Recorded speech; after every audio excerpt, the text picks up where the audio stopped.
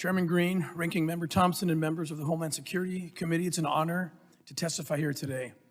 I'd like to begin by showing you a powerful clip from the popular film, Sound of Freedom.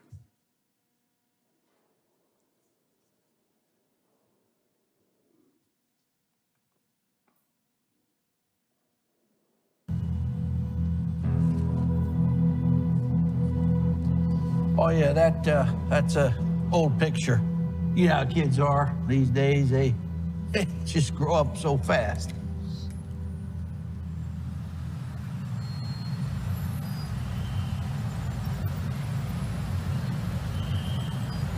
That's him. No, I'm his uncle. Get off, put your hands on the wheel. No, I'm his uncle. You just ask him. Just ask him. I'm his uncle.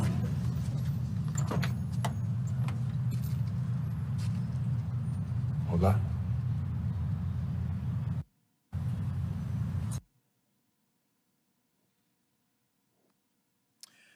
This scene depicts a moment from my real life I'll never forget. I was working for the Department of Homeland Security out of Calexico, California, and I can tell you firsthand that the only reason we were able to save this precious little boy was due to the fact that they had to take him across the border at a port of entry checkpoint because the border walls compelled them to do so. The horrors a child faces as a victim of human trafficking demand that we take action. A child can be sold up to 20 times a day, 6 days a week, for 10 years or even longer, depending when the abuse began. Just in 2022 alone, immigration authorities encountered more than 152,000 unaccompanied minors at or near the US-Mexico border, representing an all-time high. I believe every member of this committee and people everywhere can agree that human trafficking is a plague and an evil that must be eradicated. Evidence of this can be seen in the response to the movie Sound of Freedom, based on my life story, which has been a surprise box office success and is sparking a national conversation on child sex slavery and trafficking, the fastest growing criminal enterprise on the planet. The conclusions I offer in this testimony are based on my professional experience as an anti-trafficking operator. After starting my professional career with the CIA, I transferred to the Department of Homeland Security. At DHS, I spent 12 years as a special agent and undercover operator for Homeland Security investigations.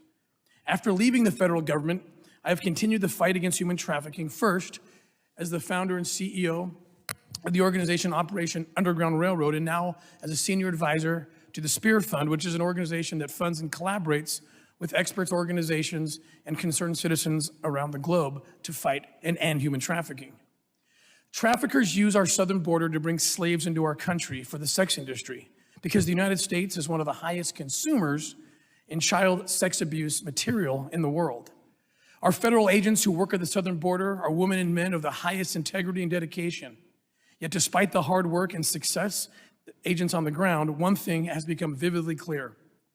Poor U.S. border security and broken U.S. policy are feeding the growth of human trafficking in the United States. One way this is seen is the absence of physical barriers on our border.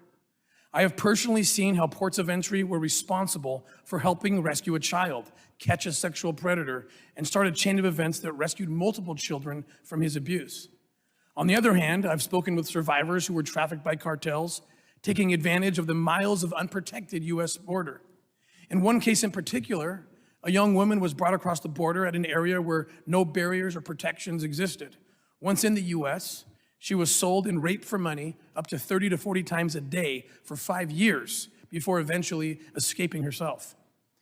She shared with me the tragic conclusion that had her captors been forced to attempt a crossing into our country at the port of entry, just like the little boy you saw in the film, that she would have had a better chance of being rescued. But the success we've seen in interdicting human trafficking at points of entry means nothing if our immigration policies allow traffickers to flaunt legal loopholes. Recently, members of Congress sounded the alarm on information that the government has lost track of 85,000 minors that crossed the border unaccompanied.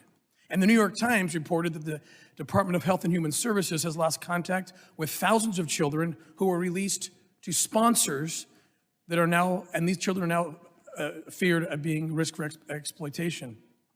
Just in May alone, U.S. Customs and Border Protection encountered an average of 435 unaccompanied minors per day. These children are prime targets for traffickers for sex or labor. Tragically, as a result of this administration's current policies, DHS and HHS have unwittingly become a child trafficking delivery service. This must stop. We must begin with finding the 85,000 missing unaccompanied children, which this administration claims is not their problem anymore. Congressman Smith's Secure Act will help find them by holding HHS, DHS, and the FBI responsible for reporting on the status of the unaccounted for children. The Secure Act will require these agencies to work together to locate them, assess their exposure to being trafficked, exploited, or abused, and to vet adults in their new homes for criminal activity. We pray all these kids will be found safe, but in my expert judgment, a significant number of them do not need to be merely found, but rescued from actual and active sexual abuse. Once we find these children and rescue those in need, we will be in a better position to reform the failed policies and processes that put them in the hands of abusers to begin with. Real freedom is not a phone number in the pocket of a child for an unknown sponsor or a dangerous trek across South and Central America. Real freedom is safety and protection from abuse and abusers for our most vulnerable population, our children, our future. Thank you.